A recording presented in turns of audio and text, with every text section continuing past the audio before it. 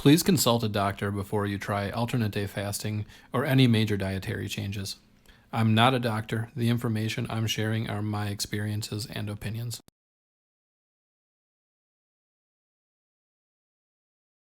Hey everyone, my name is Joe and I am here today to talk to you about my journey with intermittent alternate day fasting. Today I'm talking to you about day 12.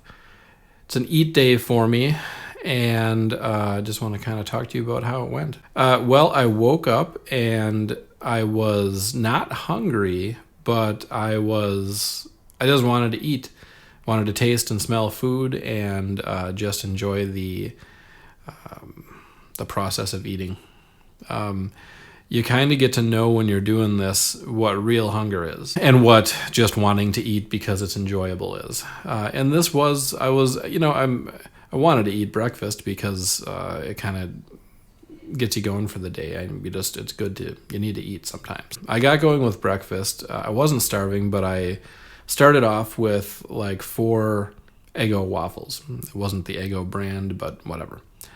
And I put blueberries on there and some syrup, and it was great. I really enjoyed it. And so I was still, eating actually will make me more hungry sometimes. And so after I finish that, especially when I eat sweet things. So after I finish that, I'm putting the syrup away in the refrigerator, and I see the boxes of the leftover Chinese food I had 2 nights ago.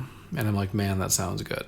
And so I kind of had second breakfast of leftover Chinese food, which is not a great choice. But I went for it. I had a plate of fried rice and some lo mein and some teriyaki chicken. And it was delicious. I enjoyed it. I ate it. And it was probably, not great right on top of the waffles. But I did it and moved on. Well, I ended up kind of getting a stomach ache and feeling not great for a while. And what I really noticed was I was really lethargic for hours after that. I just didn't want to do anything. I didn't want to move. I kind of had the stomach ache thing going on, and it just I just didn't feel good and energetic, and just kind of like ready to go. So that's interesting that not eating food, like on my fast days, pretty much all the time I feel energetic. I sometimes feel a little uncomfortable because of the cravings, but I feel energetic. I'm ready to do things, and I feel sharp. When I actually eat food is when I feel and it depends on the food that I'm eating too, but that Chinese food just kind of made me feel run down and like not doing anything. Anyway, I did eventually, after a few hours, get going, and I went and took a long hike at a local park around here, and it was a beautiful day. It was a great hike. Something else that I learned from this process is exercise will take that lethargic feeling away. So the first little bit of the walk, I was feeling kind of run down and lethargic, but after I got going, I ended up feeling great. So exercise is the way to cure that lethargic, lazy kind of feeling. So I also, on that walk, I thought to myself, all right, you kind of blew it with breakfast and made poor eating decisions. So I kind of, made a commitment to myself that I wouldn't eat poorly for dinner. And that there certainly was that possibility. On my eat days, I like to eat the things that I want to eat, so that I'm not, I get the cravings out of the way.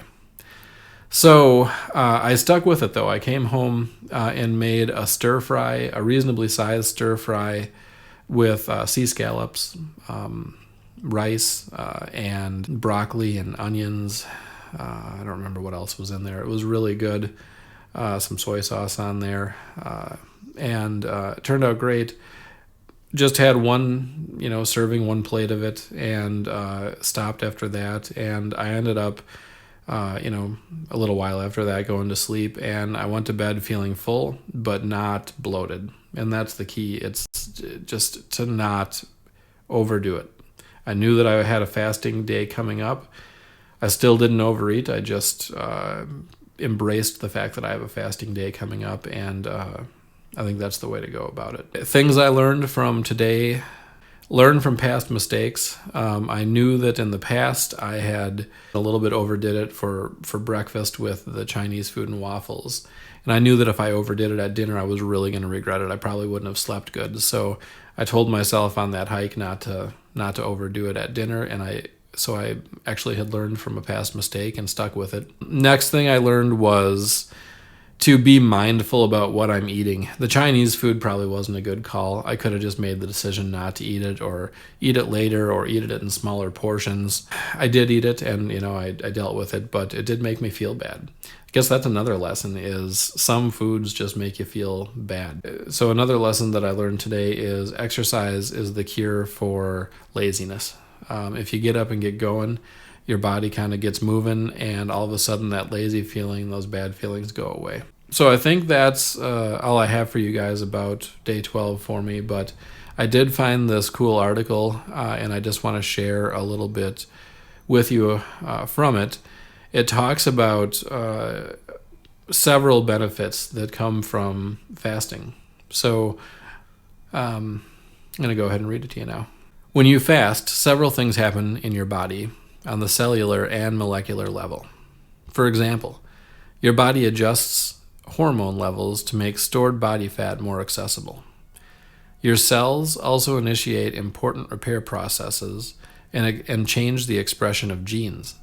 Here are some of the changes that occur in your body when you fast. The levels of growth hormones skyrocket, increasing as much as 5-fold. This has benefits for fat loss, muscle gain. Insulin sensitivity improves, and levels of insulin drop dramatically. Lower insulin levels make stored body fat more accessible. When fasted, your cells initiate cellular repair processes. This includes autophagy, where cells digest and remove old and dysfunctional proteins that build up inside the cells.